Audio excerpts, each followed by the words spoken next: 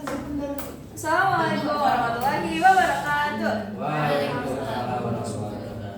Sobat saya jami'an, jadi hari ini kita akan membahas mengenai materi kedua mengenai sifat tidak terpuji, yaitu ada durhaka, meninggalkan sholat, dan makan harta anak yatim. Kalian tidak salah satu di antaranya kan? Besar subuh. Imamnya siapa?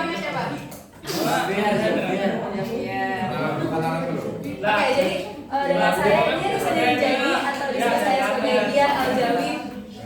Saya Arsya Walareja Ningtyas sebagai Arsya Al-Jawi. Dan saya Medina sebagai Wafa Al-Batawi. Oke, jadi sesuai di awal tadi kita bakal membahas mengenai durhaka pada orang tua, meninggalkan sholat, dan memakan harta anak yatim. Yang pertama, emang boleh durhaka sama orang tua, guys? Boleh. Dosa. Oh, boleh. Yes, benar banget. Nono ya, nono. Nono ya. Jadi, apa sih sebenarnya durhaka orang tua? Gue mau pindah.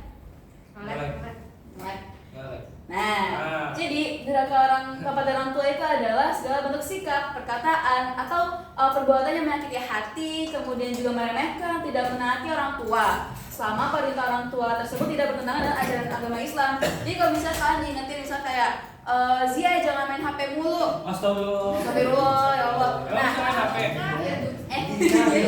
Apa sih ya Shauki?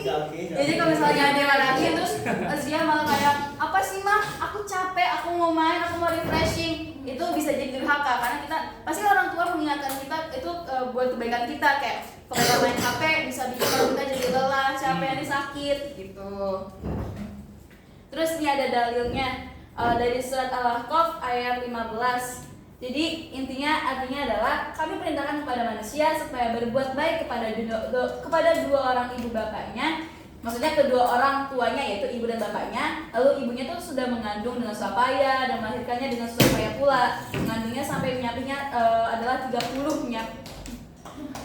Intinya menyapinya tuh kalau misalnya orang tua tuh menyapinya 2 tahun ya gitu. Terus habis itu 30 bulan sekitar segitulah. Jadi kayak maksudnya kita jangan durhaka sama mereka tuh udah susah payah hidup dan mati, hidup seperti mau mati gitu demi kita. Apalagi ibu tuh sudah melahirkan kita, merawat kita, menjadi madrasah pertama kita, udah gitu beliau harus menyusui kita sampai 2 tahun, itu bukanlah hal yang mudah. Nah, contoh kedurhakaan, ya intinya contoh-contoh kedurhakaan yang mungkin kalian pernah akui cuma kalian nggak sadar, nanti kalian minta maaf ya sama orang tua kalian. Yang pertama, mengucapkan kata kasar, membentak atau mengeluh, bahkan kayak sesepele cuma bilang kayak capek kayak nggak mau mah gitu, atau kayak ih mama nggak mau capek gitu. Itu udah bisa termasuk ke dalam durhaka. Ayo Allah. Terus yang kedua, gak dengerin nasihat orang tua. Jadi kalau misalnya dinasihatin bukan yang malah kayak iya maaf ya, tapi kalian malah ih apa sih gak jelas nih orang tua maaf gitu. Lalu yang ketiga, ada menyalahkan atau mempermalu orang tua. Kayak kalian misalnya di umum orang tua kalian bikin kesalahan kan kayak ih mama apa sih kayak gitu, ih Nora gitu, nggak boleh kan kayak mama jangan kayak gini tempat umum ya gitu. Terus tidak menafkahi mereka ketika mereka butuh. Sebenarnya bukan karena ini wajib ya, cuman kayak sebagai bakti kita. Kalau misalnya kita udah nafkahin sama mereka pas kita masih kecil, nanti pas kita udah tua, kita udah sukses, terus mereka butuh, kita harus menjadi garda terdepan gitu yang ngasih mereka, yang pertama kali ngasih mereka apa-apa yang mereka butuhin gitu. Nah, akibat dari kalau kalian durhaka, yang pertama sebentar ya guys. Yang pertama, mendapat murka Allah Subhanahu wa taala. Jelas aja karena ya gimana ya? Intinya kalau misalkan durhaka pasti Allah marah, guys. Terus yang kedua, tidak diterima amal ibadahnya. Karena kan ridho orang tua adalah ridho Allah. Jadi kalau misalkan orang tua nggak ridho sama kalian, masa kalian durhaka, kalian nggak dapat ridhonya, kalian dimarahi. Kalian apa sih orang tua nggak ridho, Allah nggak ridho, nanti kalian amal ibadahnya juga jadinya kayak nggak bisa, jadi nggak diterima gitu. Terus yang ketiga, ada hidupnya sempit, susah dan tidak berkah. Nah, yang harus di bold itu adalah tidak berkah. Kalau misalkan durhaka sama orang tua kalian sendiri, orang tua yang sudah merawat kalian, ya jadi kedepannya nggak berkah gitu loh, kan mau ngapain aja jadinya disusahkan dan lain sebagainya.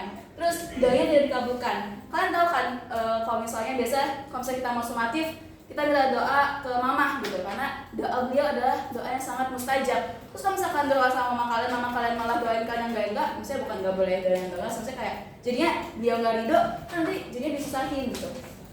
Dan ini yang jelas, seperti yang gambar ini, disiksa di dunia dan akhirat.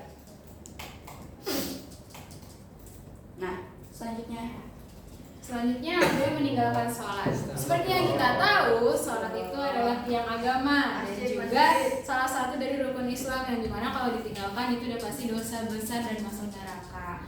Nah, sholat ini juga bisa menjauhkan kita dari perbuatan mungkar dan keji. Ada surahnya tapi aku lupa.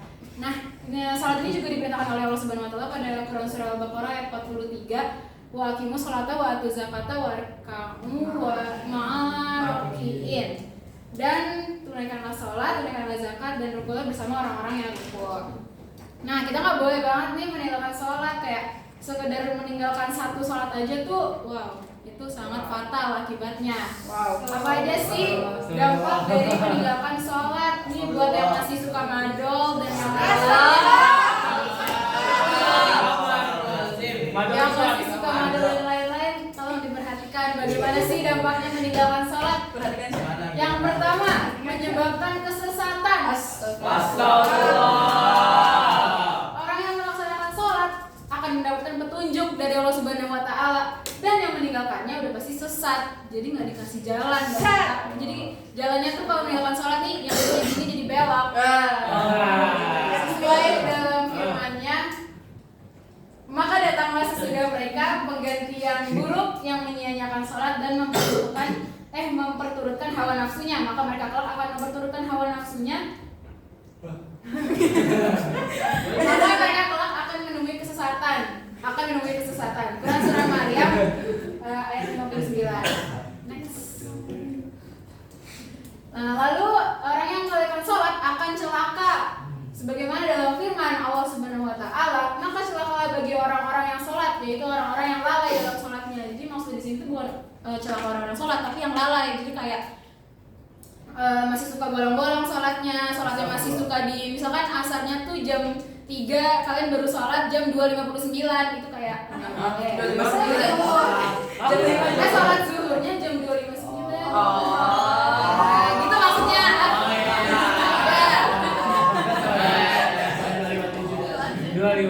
Ya. Lalu terancam masuk neraka. Dalam Islam meninggalkan sholat dengan sengaja adalah dosa besar dan akan masuk neraka.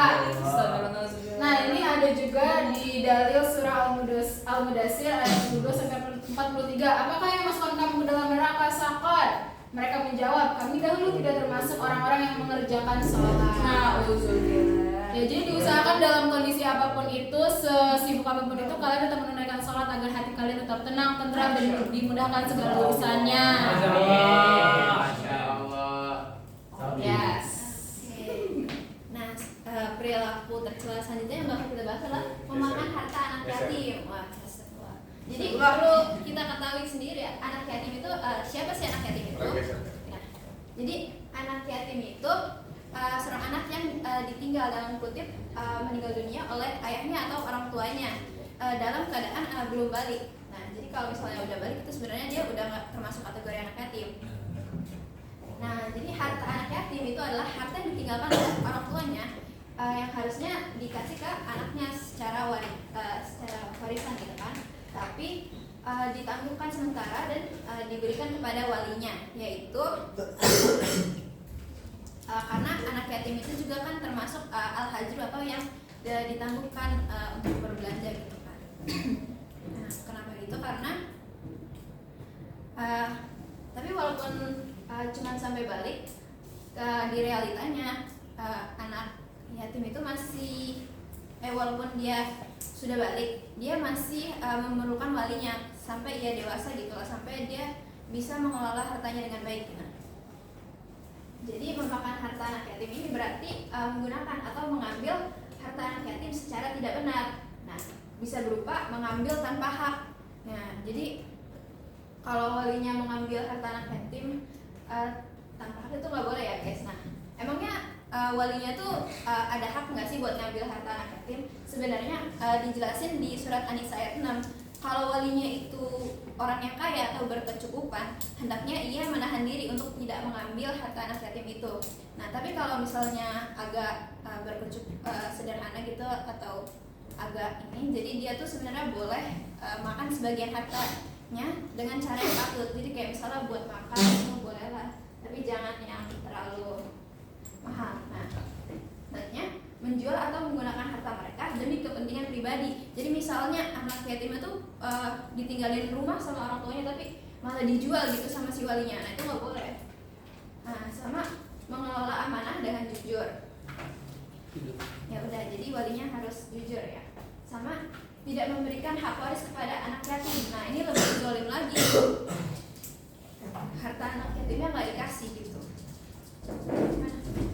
Nah, oleh karena itu Allah mengancam orang yang memakan harta anak yatim dalam surat An-Nisa ayat 10 yang artinya sesungguhnya orang-orang yang memakan harta anak yatim secara zalim, sebenarnya mereka itu menelan api dalam perutnya dan mereka akan masuk ke dalam api yang menyala-nyala. Nah, ini juga makanya memakan harta anak yatim itu termasuk dalam 7 dosa besar gitu ya sama yang lain. Ya, kenapa sih? Ya, kayak kenapa dia sampai masuk 7 dosa besar dalam Islam gitu? Karena ya anak yatim gitu ya, dia masih nggak ada pelindungnya gitu, udah kehilangan orang tuanya, udah gitu hartanya diambil lagi sama orang. Makanya itu zalim banget gitu, sama orang yang lemah. Nah, lanjut.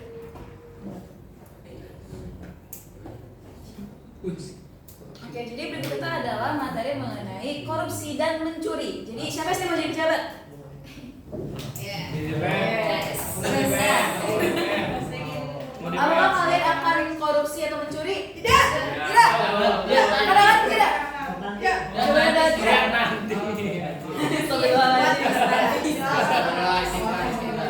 Tapi ya, korupsi ini atau mencuri ini tindakan yang sangat tidak dibenarkan dan sangat tidak terpuji. Emang kalian mau nanti kalau misalnya kalau kalian gagal jadi pejabat, kalian jadi masyarakat Indonesia terus pejabatnya korupsi semua, kalian mau? Gitu dia. Jadi pertama kita adalah mencuri. Jadi mencuri itu merupakan perbuatan mengambil milik orang lain tanpa izin atau secara tidak sah, biasa dengan sembunyi-sembunyi. Misalnya kayak kalian ngambil sendal orang di masjid, atau misalnya kalian ngambil apa ya biasanya? Peci. Kalian sehilang. Baju. Tuh kalau misalnya kalian pinjem tuh balikin guys. Jangan isi boy. Nah, itu bisa jadi mencuri.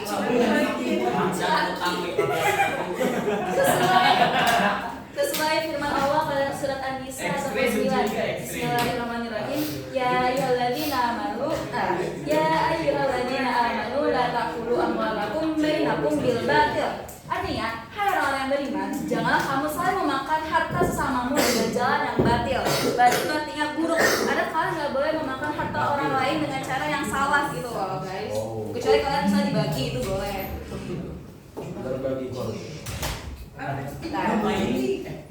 Nah, di sini juga ada dari surat Al-Maidah ayat ke-38 yaitu artinya laki-laki maupun perempuan yang mencuri, potonglah tangan keduanya sebagai balasan atas perbuatan yang mereka lakukan dan sebagai sisaan dari Allah.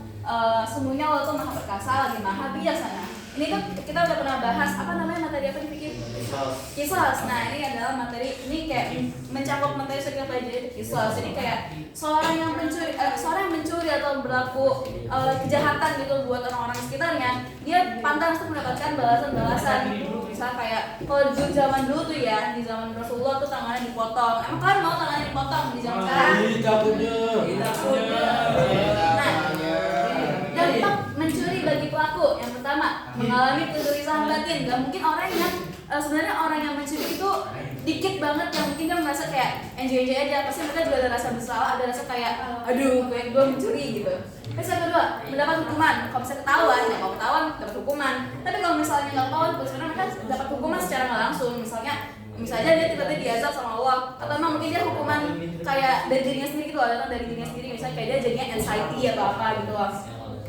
Terus yang ketiga, mencerminkan nama baik. Ya kalau misalnya kalian ketahuan yang mencerminkan nama baik kalian, ntar kalian masuk penjara, kalian susah buat balikin image kalian lagi gitu loh. Karena kayak, ya lu pencuri gitu, nggak mau gue ngerjain lu, bisa memperkerjakan lu gitu.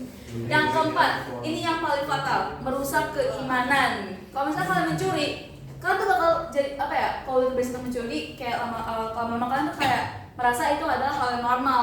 Terus lama-lama tuh kayak akan berpengaruh ke iman kalian. Jadi kayak kalian tuh nggak punya moral lagi gitu, kayak mencuri hal yang biasa, nggak apa-apa, biasanya jangan ketahuan gitu.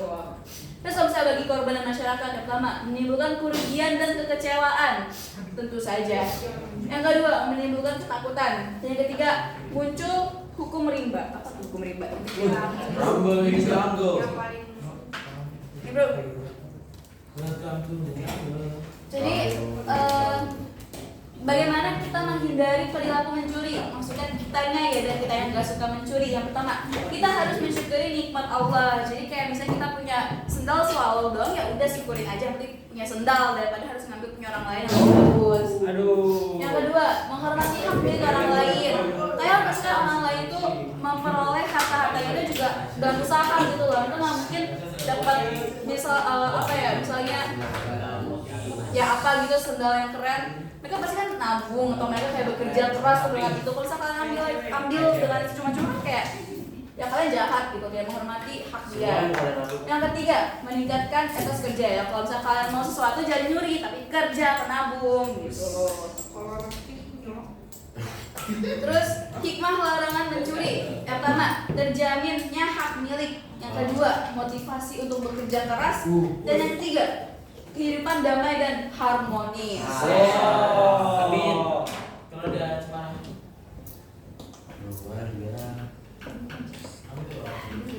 Selanjutnya, apa itu korupsi? Nah, saya bahas tadi korupsi itu atau gulung itu bermakna busuk, rusak, menggoyahkan, putar balik, dan menyogok.